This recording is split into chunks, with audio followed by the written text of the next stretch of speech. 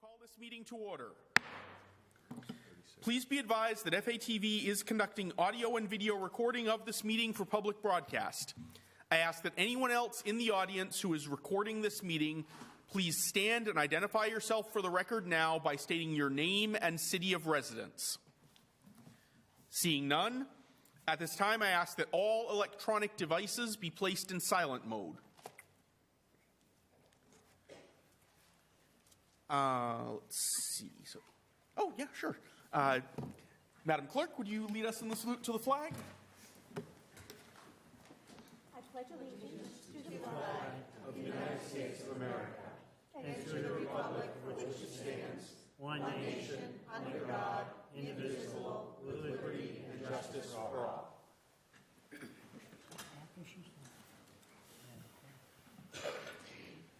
All right, Madam Clerk, would you please call the roll? Absolutely. Councillor Di Natale, Councillor Fleming, Councillor Green. Here. Councillor Schultz. Here. Councillor Van Hassinger. Here. Councillor Walsh. President Zarella. Here. Councillor Boschman. Present. Councillor Kuchar. Here. Councillor Cragen. Here. Councillor Cruz. Here. Okay, that's 8 here, 3 are absent. Thank you very much. All right, for public forum, we have several people signed up and several on Zoom, or one on Zoom. As is my custom, I'll go with Zoom first, just so they don't get missed. Ms. Christine Yadlon, I'm going to give you mic permissions. If you could unmute yourself and identify the agenda item on which you wish to speak. You may speak on that item for not more than 2 minutes.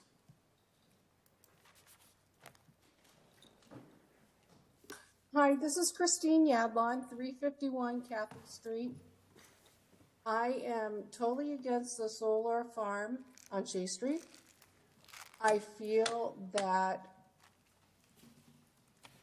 the neighborhood has nothing to benefit from this whole situation. And all my neighbors are totally against it. And we appreciate any support we can get to turn the whole solar farm down. Thank you. Thank you. Next, I have in the audience Clayton Raymond. Good evening. My name's Clayton Raymond. I'm a longtime City of Fitchburg resident, and I would just like to speak on behalf of the agenda item 272-23 regarding the zoning change for solar arrays. I am in favor of Councillor Kuchar's and Councillor Fleming's proposed changes. And I also am in favor of a temporary or moratorium outlined in item 098-24. Thank you for your time this evening. Thank you very much. Ms. Charlene Laxo.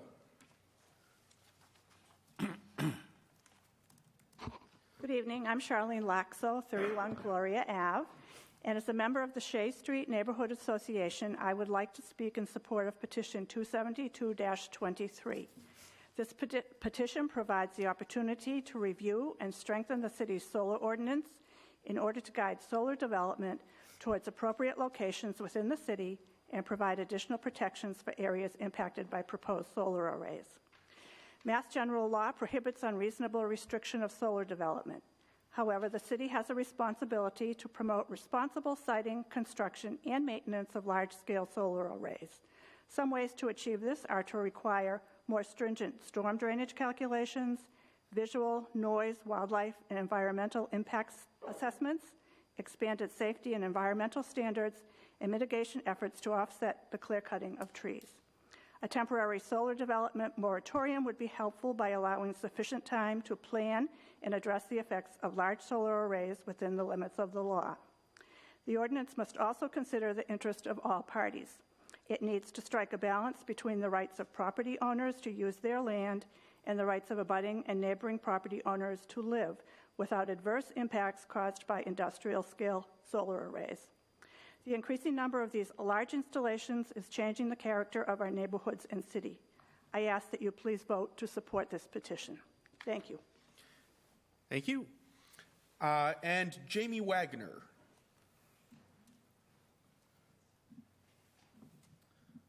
Good evening, everyone. My name is Jamie Wagner. I live at 58 Pepper Road in Fitchburg. I am speaking on the petition 272-23, as well as 09824, the moratorium. I had spoken last week, so I don't. We have some new people here, but basically, I'm more on the side of a family and just living in a neighborhood. I forgot your name back there. I apologize, but she got more into the specifics of the environment and drainage and what's necessary. But today, I want to give a more personal touch and just a little bit more about the neighborhood that this is going to be going into. I moved to Fitchburg because it was a great location next to Route 2. It has a city, living in a city with a country feel. There's only a handful of neighborhoods like that in this area and in Fitchburg. So I think putting up a solar array in a neighborhood is just counterintuitive to the neighborhood. Just the fabric of just the neighborhood. It just living next to a solar array. It doesn't serve anybody except a handful of people. And lastly, I just would like you to consider, you living in an area and someone putting a solar array in your backyard when, it's just not what it should be in a forested area. So, that's all I have to say today. Thank you. Thank you. Is there anyone else in the audience who missed the sign-up sheet?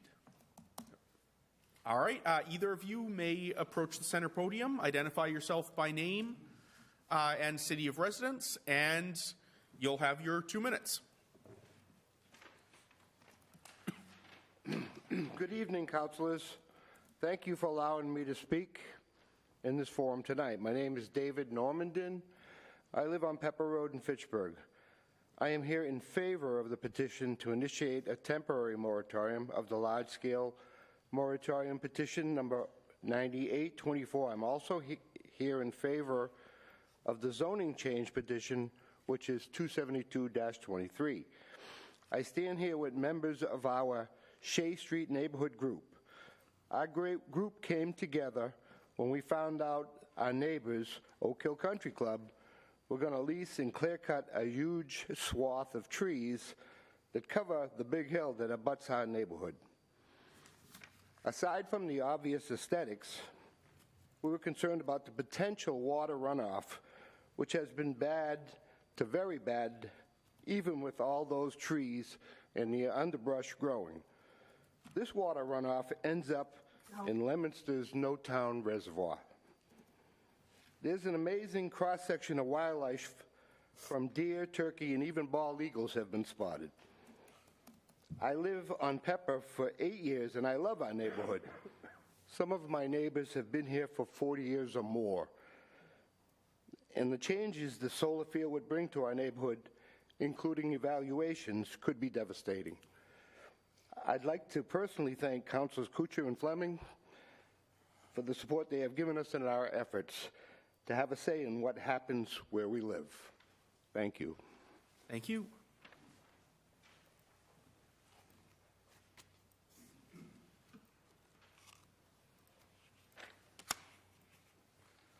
Good evening, councilors. I'm Warren Tuscola, 32 Gloria Ave in Fitchburg, and my comments pertain to petitions 272-23 and 098-24. Thank you, city councilors, for taking the time to listen to our concerns regarding the siting of industrial solar farms in Fitchburg. Your interest in this cause motivates us, the public, in our opposition to locating solar installations at locations that are detrimental to our neighborhoods. We need to protect the city from the predatory actions of the developers of these large-scale solar farms. The Commonwealth's Dover Amendment, originally passed to protect public and religious institutions from discrimination when they were siting facilities, it's being misused as a money-making loophole for big businesses. This certainly was not the intention of the amendment when it was first introduced. The developers, and in some cases the landowners, have no intention of becoming involved in our community. We do not want to lose families in our neighborhood. As a resident stated in public comments at another meeting, he and his family will move if this proposal comes to fruition. We need a temporary halt to all proposed solar projects in the city to give Fitchburg officials and citizens time to craft an ordinance that protects our neighborhoods, forest, wildlife, wetlands, and addresses issues with stormwater. A number of Massachusetts communities have ordinances in place that could apply to us as well. We can draw on these to help us in developing solar farm restrictions for the health, safety, and welfare of Fitchburg. Our elected and appointed officials need to work together with the public to protect the integrity of our city from the thoughtless industrial solar farms that benefit no one who lives in Fitchburg, only the companies and possibly the landowners. Thank you. Thank you. All right. If there's no one else wishing, oh, come on up. Hi. My name is Christine Breton. I live on Shea Street. I've lived there practically my whole life. So I grew up in that neighborhood, worked in the city of Fitchburg.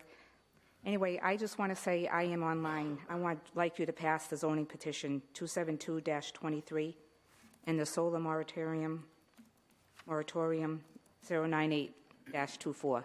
I was going to say more, but they more or less said it all, so rather than repeat it, just want to say that I want you to pass that if you can, please. Thank you. Anyone else? All right, we will move on to our announcements. The next meeting of the Widowed Helping Widowed Support Group will take place on Thursday, April 18th from 4 until 5:30 in room 205 at the Fitchburg State University Recreation Center, 130 North Street. Kelly Lynn and Bernie Schultz will co-facilitate this meeting. Join the Fitchburg Health Department, Fitchburg Interagency Team, and Mayor Sam Squalia as the City of Fitchburg proclaims May Mental Health Awareness Month, Tuesday, May 7th at 1 p.m., City Hall Lobby, 718 Main Street. The public is welcome to attend and refreshments will be served. All are invited to wear green in support, and a variety of state and local resources specific to mental health will be available from local agencies.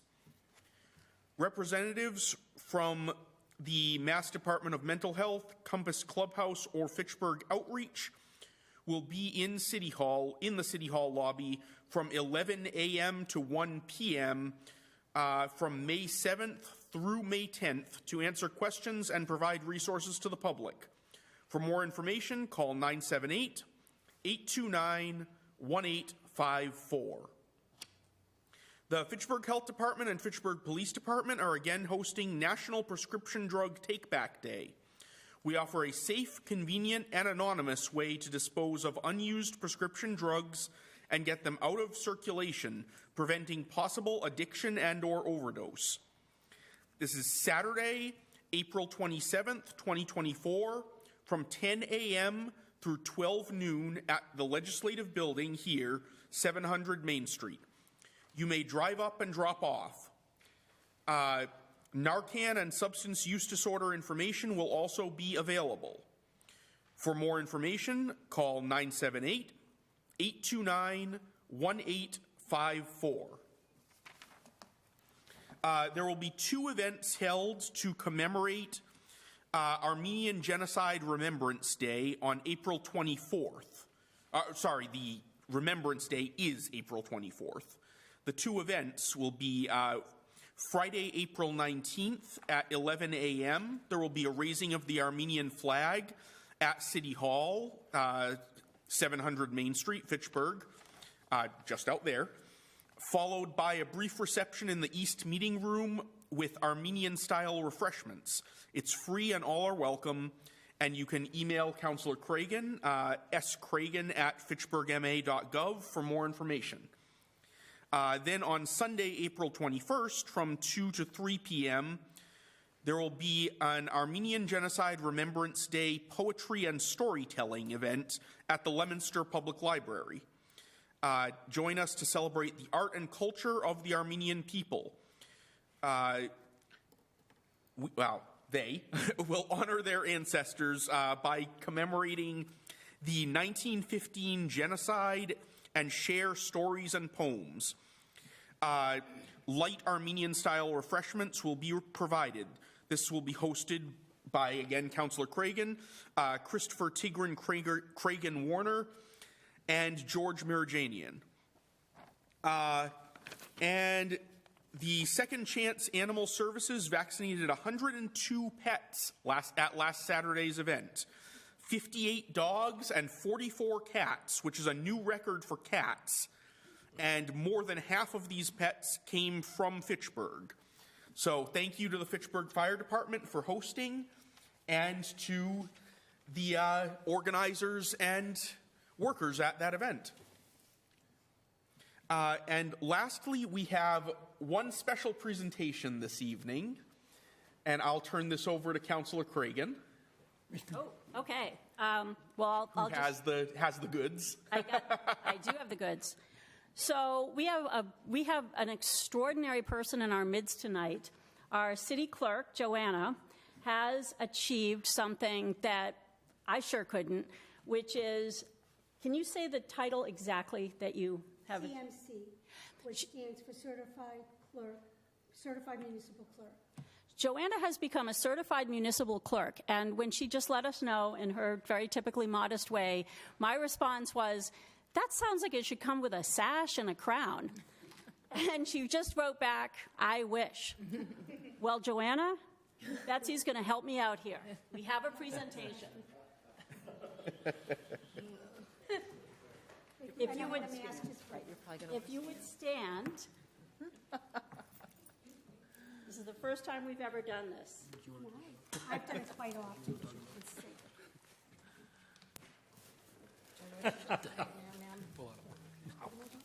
Oh, beautiful. Thank you all so very much.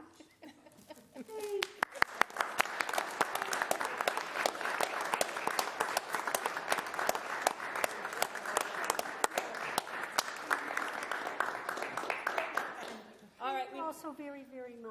And I thank did you. enroll in the MMC, which is the Master's Municipal Clerk. So that'll be another 2-year program. So, if we can get you with your flower, I just want to, again, thank you for letting us do this. Oh, hold on. Queen wave. Queen wave. Oh, thank you, Joanna. Congratulations. Well done.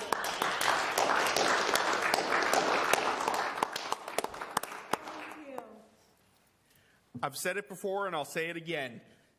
You make my job so much easier.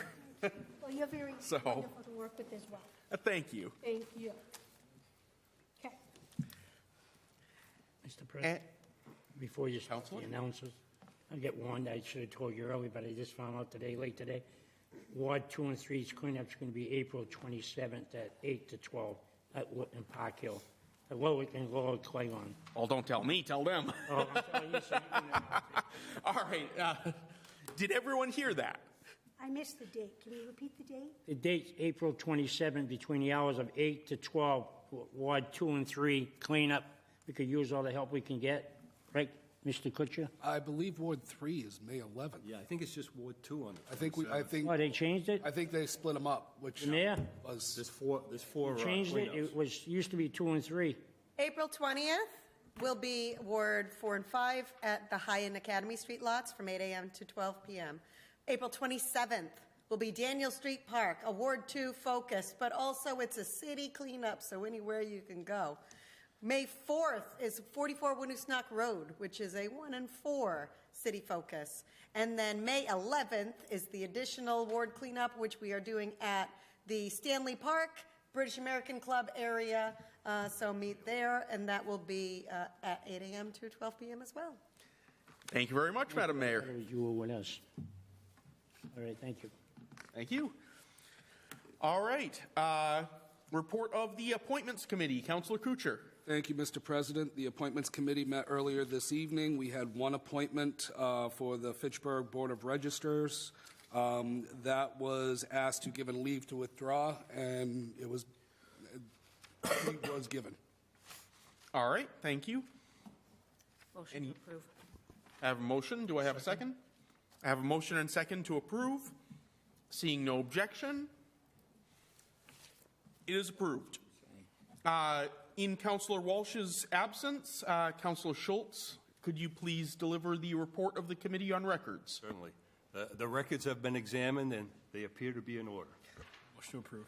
Make a motion, will you second approve it? Right here. All right, I have a motion and second. If there's no objection, it is approved. And next we have a special presentation by the City Solicitor, Lisa Mead, regarding the Twin Cities Rail Trail.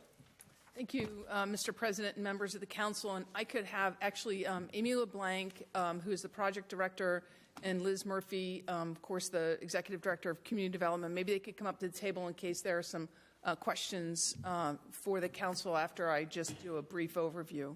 Absolutely, always welcome.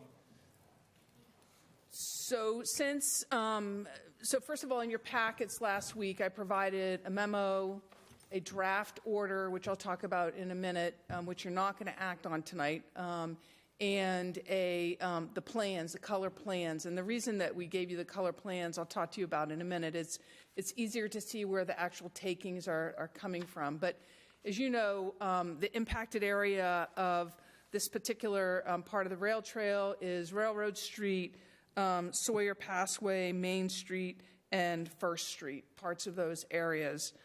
So first of all, the plans are actually at 100%. We've been working since I got appointed. My office has been working closely with Amy and Liz to take care of moving on through these next steps. And so the appraisals have all been complete for every parcel that is to be taken or impacted. The total acquisition for all of the private properties, including Unitel, was in your memo. It's $233,800. And so I believe that's going to be coming from potentially a transfer within the Community Development Office, but Liz can tell you about that.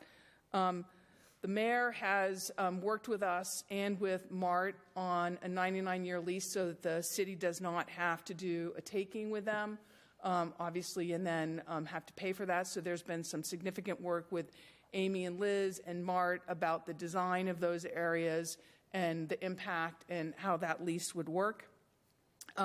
Similarly, there will be a long-term lease for the MBTA areas. At this time, there's not a cost on that. It's certainly not part of the takings, but we'll be working on that. As far as the residents and business owners that are impacted by the takings and the construction, so on March 6th, there was a notice of taking sent out to all of them with the plans and with all of the information required by the Federal Highway Administration. Then last week, Amy and I met with those landowners. Well, we invited them in. Not every one of them came in, but most of them came in. I think all but one. They all but one came in. And we met with them, and we went over their individual plans and answered their questions. And we again gave them the Federal Highway Administration grant takings information, so they had that again. Next, what will happen is right after this meeting, we'll be sending out a 30-day notice to them that says, okay, now we're really going to do this. And it also includes a thumbnail sketch of the appraisal, essentially, and the value that the appraiser put on the property that's to be taken. Then after that, we'll be back in here for the actual order of taking to be done. And within 30 days of the order of taking being approved and the mayor signing it, it has to go on record, and the funds have to be made available for those individuals. And so then we would send out notices again. Those notices of order of taking actually have to go out both to the property owners as well as any mortgage holders that might exist on those properties. So with that, I think that it's important, Amy will point out that the state is putting in over $26 million into this project in order to do the construction, which is how this is all being facilitated. And with that, we're happy to answer any questions, I think. And if I missed anything, Amy and Liz, you should pipe in. Anything to add before we go to questions? Sure, I'll just speak to the financing of this. The city, in my budget, I have some encumbered funds that have been sitting for the Oliver Street paving of the former Central Steam plant and, not Central Steam, sorry, former fire station and alarm building that we demolished a while ago. We had set aside some funding to pave that. We can't pave it right now. That's going to be a staging area for Main and Boulder work for the next 2 years, basically. So we're going to transfer those funds as well as some remaining funds from the Main Boulder conversion that we were going to use for wayfinding signage and a little bit of Mill Street improvement. So we'll be requesting that we transfer the funds from those to the purchase of the easements. All right. Any questions? Councilor Cruz. Thank you, Mr. President. And the purchasing of the easements, these have all been agreed to by all parties. There's no one holding out? Well, it's not really an agreement, right? So there's orders of taking. So if they don't agree to it, then we'll know that after the order of taking. So typically, there are two ways to challenge a taking, as you all know. There's the purpose. This is pretty clearly a public purpose. And then there's the valuation. So you wouldn't know that until after the offer is made, which hasn't happened yet, but till after the offer is made, and then the taking happens. And then we send out the release, either the pro tanto release and the regular release, to let them have the funds, and they come in and get the funds and sign one of those two releases, and then we would likely know. Thank you. I yield the floor. Councilor Schultz. I did hear from a couple of, as Amy knows, a couple of residents of Railroad Street. Were they at that meeting? Did they appear, Amy? That's actually a separate portion of the project. The Phase 2 Twin Cities Rail Trail that requires takings is a separate section of Railroad Street, and it doesn't affect the same residents. Okay, thank you. Anyone else? Councilor Cragen, go ahead. This is sort of an indirect question, which is, I imagine if I lived down in that part of the patch and I had the rail trail in front of my house, as I did once upon a time when I lived in Somerville, and the rail trail that was created went pretty near where I was living, it's going to increase values. I mean, something that is a real amenity and something that is, protected from traffic. It just seems remarkable to me that we have something here. But my question really has to do with, because we're working with DOT, and I know that, Liz, your department has been, working to kind of extend the qualifications for downtown to be a cultural district. Is this going to put us in line for anything else in the way of grants or advantages that the state may, put out because we have a rail trail, because we have done this work, or is just the fact that we can do it, sufficiently rewarded with the $26 million that the state is already investing? That's a pretty broad question. And there could be, I am not aware of a specific opportunity, but there could be opportunities to leverage the rail trail to do further work related to trails, to expand the trails further into the west, into the east, to do shared use path related work. So I think it checks another box for us when we're applying for community funds. Great, thank you.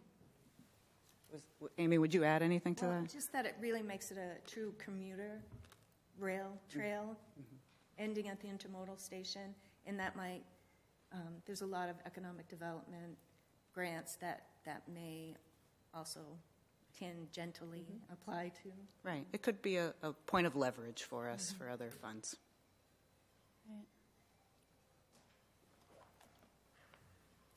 All right. If no one has any further questions, the only other thing that I would ask that we do is entertain a motion to give 09624, it's near the end of the agenda, or, well, second to last page, leave to withdraw because it was included on the agenda by mistake. It's not actually ready to take any action on yet. So moved. Second. I have a motion and second. If there's no objection, all right, 09624 is withdrawn. Next, we have two communications from Her Honor the Mayor. One is a reappointment of Eric Mbunwe as a member of the Fitchburg Board of Trustees for the Public Library for a term to expire May 1st, 2027. And the other is new appointment of 6 full-time student police officers for the Fitchburg Police Department. I'm looking straight at the fire chief and saying fire department. There you are. Those will all stand referred to the Appointments Committee. We also have the auditor's report for the year ending June 30th, 2023. If there is no objection, we'll waive the reading of the report. That will be placed on file with the city clerk's office. There are also hyperlinks in the digital agenda if anyone is interested in perusing those. Next, we have the report of the Finance Committee. As Councillor Di Natale is not with us this evening, I will deliver that report. In brief, we had 3 items and all were unanimously adopted. One was $24,840 in grant funds for the purchasing of firefighter safety equipment. One was $1,900,000 from available funds to employee benefits health insurance, and then $322,430 from available funds to school department transportation. If anyone would like me to read those more fully, I am more than willing to. Just on the 08924, you said you need to say $1,900,000 instead of what you said? Yes, I'm sorry, $1,900,000, not $1,900. Thank you very much, Councillor. You're welcome. Move to accept. Second. I have a motion and second to accept the report of the Finance Committee. If there is no objection, it is approved. Report of the Legislative Affairs Committee. We had 4 items. I'm going to take them slightly out of order. 09723 and 27023 were both simply held over again without further discussion, as there's still missing information for us to act on those. 09224, pursuant to Mass General Law 64G, Section 3A, to amend the local room occupancy excise to the rate of 6%.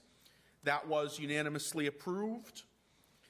And then 27223, Councillors Kuchar and Fleming on behalf of all rural residential residents to initiate a solar change in zoning, introducing additional zoning to protect rural residential neighborhoods, as well as excluding solar in watershed overlay and RA and R2 districts. That was unanimously approved, but I want to state for anyone who, I know everyone in the audience was, or almost everyone in the audience was there that night, but for anyone who didn't hear that meeting, this is not an item on which the council is yet prepared to take actual action. This is a recommendation for the investigation and drafting of some ordinance on this subject to move forward. I move that we accept the committee's report on 9224. I had a quick question. On a question on 92-24. Okay, if it's on that, then I'm going to ask first if we have a second on the motion. Second. All right, and then on the motion. On the motion, I got a question on 92-24. If I vote yes on this raise for the tax, room tax, is the money going to be earmarked for a special reason, or is all this money going to go into the kitty? This is general fund. So we have, as a council, has no say where it could be earmarked to? Well, we have the same say as we have with any appropriations. We can approve or deny an appropriation that the mayor puts before us. So if any particular councilor wanted to track how much revenue we get from the room tax and then say, you know, I want to see at least that much put towards X and I'm going to vote against anything else, that would be that up to that councilor. But at the moment, the item before us does not include any type of earmark or restriction on how those funds would be spent. All right. No, I'm in favor of it. Don't get me wrong, because I'm asking the question. I just don't want us to put stuff in the general fund and all of a sudden say, wow, here we go, and we can put it and buy different other things. I don't mind raising the taxes if we know it's going to go for a reason, you know, not for the sake because we want to give more pay raises for that. Right. So I would recommend for that, for the sake of not rehashing, if you watch the... I was here. Oh, right, you were. Yeah. So you know why we're doing this. Yeah. So it is going into the general fund for budgetary purposes. Certainly nothing I've heard indicates that we're going to go on a spending spree. I wish, but... All right. But, yeah. So I have a motion and second to approve the recommendation of the committee as to 09224. Oh, I'm sorry, can I amend my motion to also include certainly. 9723 and 27023? Do I still have a second on that? Yes. All right, I have a motion and second to approve the report of the Legislative Affairs Committee for all items excluding 27223. If there is no objection, it is approved. 27223. I know you had a motion on that, Councilor. I would like to amend the petition. Is it? Do you want to? Would a motion to amend be appropriate, or is it a motion to reject the? A motion to amend would still be appropriate. Right. So I would make a motion to amend the petition to eliminate the last sentence. Second.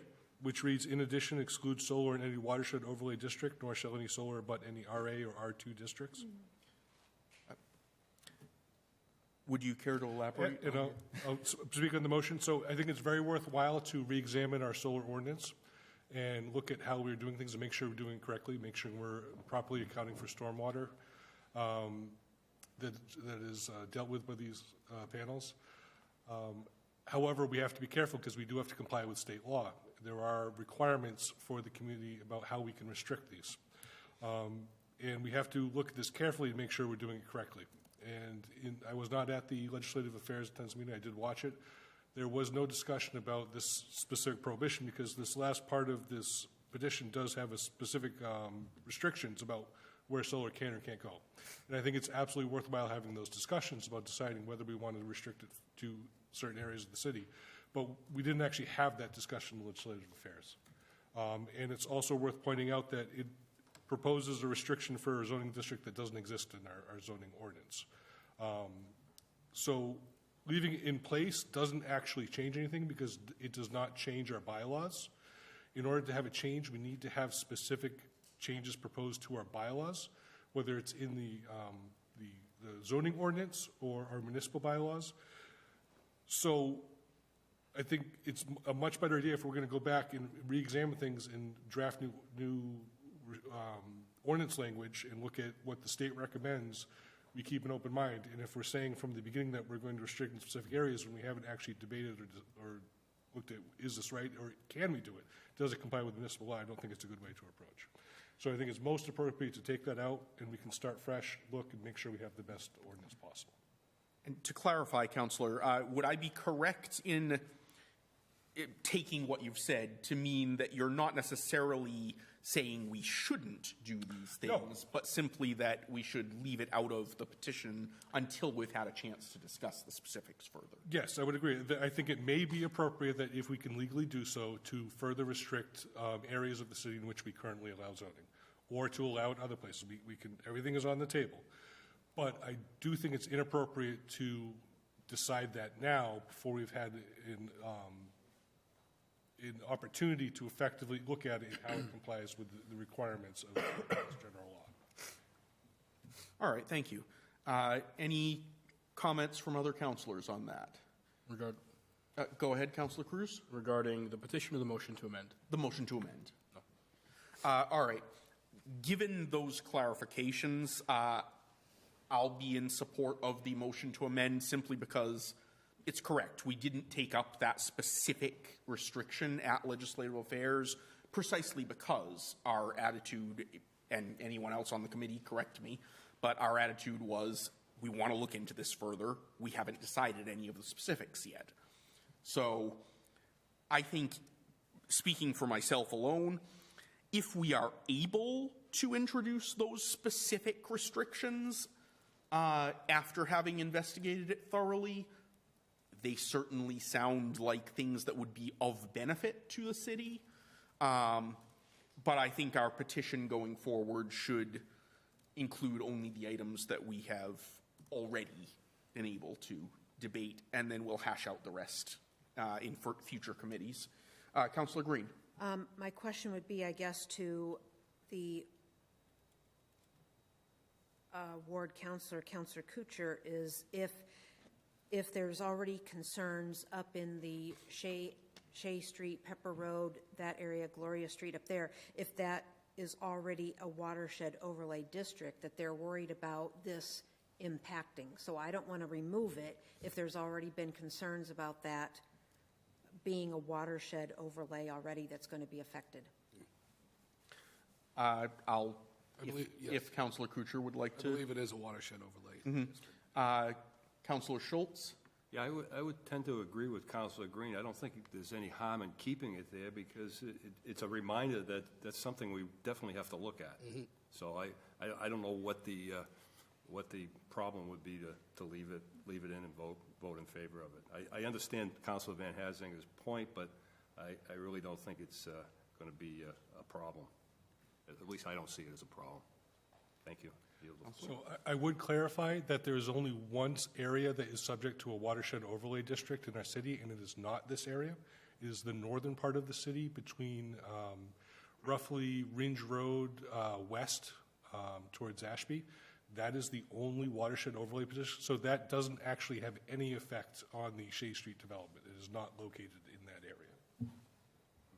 All right. Yeah, I'm fine either way. Like I said, I'll support the amendment for procedural reasons rather than substantive. But all right, all in favor? Aye. Aye. And all opposed? 1, 2, 3. 3 in opposition. That is 5-3. All right, motion carries. Matter as amended is before us. Motion to approve. Second. Councillor Cruz on the motion. Thank you, Mr. President. First, I want to thank everyone here tonight and the entire Shea Street Neighborhood Group for the work they've been doing. It's really been some wonderful advocacy and some terrific organizing and very much inspiring. So I thank you very much for doing this.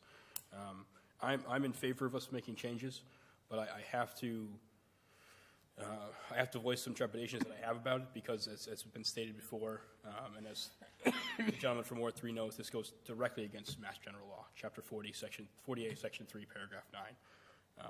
It says, no zoning ordinance or bylaw shall prohibit or unreasonably regulate the installation of solar energy systems or the building of structures that facilitate the collection of solar energy, except where necessary to protect public health, safety, or welfare.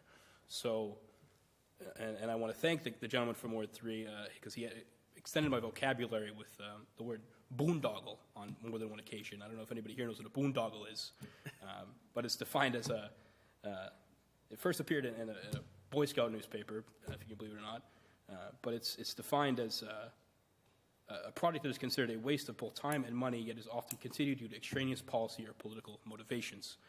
And I want to warn us against getting caught up in one of these boondoggles if we're going directly against Mass General Law. So as it's already been kind of pointed out by Councillor Van Hazinga, we have a steep hill to climb with this. And as it's written now, and maybe Attorney Mead, Solicitor Mead, you'd like to comment, it's far away from anything that it would need to be for us to get it passed. That's the truth.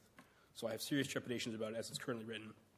And I encourage the gentleman from Ward 3 to do that due diligence and get it to the language as a lawyer that it needs to be. Because I've experienced in my day job with this at the state level. We've worked with very similar legislation, and I can tell you firsthand it is a steep climb, even at that level, at the legislature, to get past this Mass General Law. But I'm in favor of this change. I think it's a change that needs to happen. I just think we have a lot more groundwork to do than we're currently seeing. I yield the floor. Thank you. Councilor Krucher? Just to my fellow councilor comments, the Mass General Law states unreasonably burdens. Well, what's unreasonable? Well, that's something for us to discuss. For anything except for the public health, welfare, this is all the public health and welfare. These are all these people, this is in their backyard. Of course it's in their welfare. So I don't think I know it's a steep climb. I agree with you on that one. But I don't think it's, out of the question. I don't think it's as steep of a hill as you may think. But I think looking into it and looking into the case law and, what has been done in the past, it was discussed during the Legislative Affairs meeting that there are areas of the Commonwealth that have restricted. One resident brought up at the Legislative Affairs meeting, I believe the town of Athol, Northampton. There was a bunch of different cities and towns that have enacted legislation to protect their citizens. So if we look at what they did, we look at the case law, and we look at, I think we can be able to craft something which is going to make everybody happy. Councillor Cruz? I'm sorry, Councillor Cragen, who hasn't spoken yet. Thanks. Yeah, I was really glad to see the second petition going in, and I really appreciated all of the Shea Street Neighborhood Group representatives coming and speaking on a wide variety of all the impact that will potentially happen should this be allowed. The fact is that smaller towns, smaller communities than Fitchburg have really taken this matter in hand. They have studied it, they have put forward legislation, and it all comes down to the same thing, more local control. More local control. For us not to move forward is ceding that opportunity to have that local control. And I did a bunch of background research on this after the Legislative Affairs meeting, and you see universally the same thing. Who's frustrated? The frustrated ones are the solar group, the solar companies, the National Grid and so forth, because they are not allowed to just kind of come in and do what they want. And I think that the fact that we have a neighborhood where hundreds of people live, a neighborhood that would not exist if it were to be built today because of wetlands protection and water tables and the rest of it, we're putting all of these residents at a huge disadvantage. And they're kind of the test case for this, and I'm glad that we're taking this in hand. I am not personally against solar power. In front of our house, you will not see an anti-solar power sign. You will see a, no industrial, no Luminia, name of the company at present, that is proposing this. So I'm in favor, as Councillor Kuchar has put forward, to really get on the other side of this and be proactive, as these folks have done so wonderfully. I'm all set. Thank you. Councillor Cruz. Thank you, Mr. President. Yeah, just to reiterate, I'm 100% in favor of this. I think that the change to Mass General Law was short-sighted, and I think we're kind of seeing the effects of that now, the unintended consequences. And I do have full faith that the gentleman from Ward 3 will look into that case law and the circumstances in the other municipalities and craft something that comes up that we can all agree is something that we're happy with. But I still need to voice the concerns to go directly against Mass General Law. I yield the floor. Thank you. Certainly, thank you. Yes, I'm sure I rarely try to speak for everyone here, because normally that would be inappropriate, but I think I can say everyone here has every intention of moving forward in a way that is legal, in a way that will not get us the city or us in trouble with the state. That being said, I am very glad to see this moving forward because, just to elaborate a little bit on what Councillor Cruz just said, and like I said at the Legislative Affairs meeting, when this section of the Dover Amendment was adopted, a solar installation was rooftop panels. There weren't industrial scale solar farms at the time, at least not in this neck of the woods. So in addition to doing whatever we can on our end, we all need to continue to urge the state to revisit this statute to deal with the modern realities that simply are not captured by this provision that has not, to my knowledge, been amended in any way since before the dawn of the industrial solar era. With that said, is there anyone else wishing to speak on the motion? All in favor? Aye. Any in opposition? Passes unanimously. We have two finance orders, 09424 and 09524. If there is no objection, we'll waive reading, and those will stand referred to finance. Seeing no objection. We already disposed of 09624.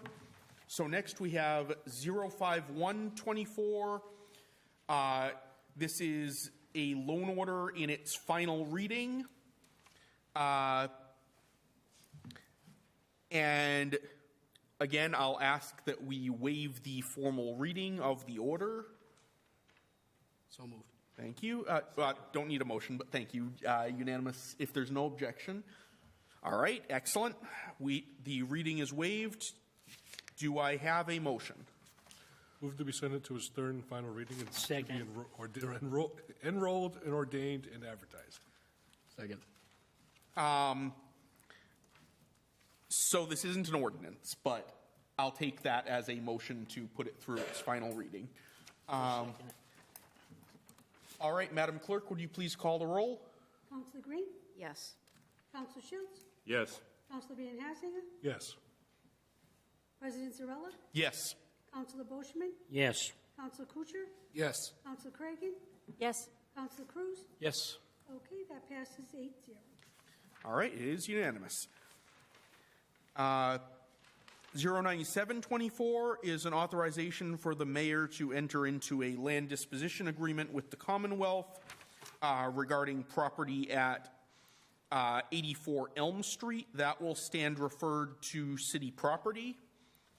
09824, Councillor Kuchar on behalf of the Shea Street Neighborhood Group to initiate a temporary moratorium on large-scale solar farms until such time as zoning changes can be prepared and voted on. That will stand referred to Legislative Affairs.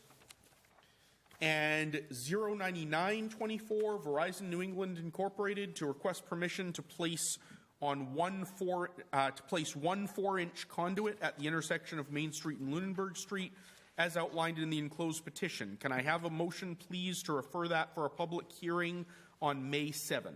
So moved. Do I have a second? Second.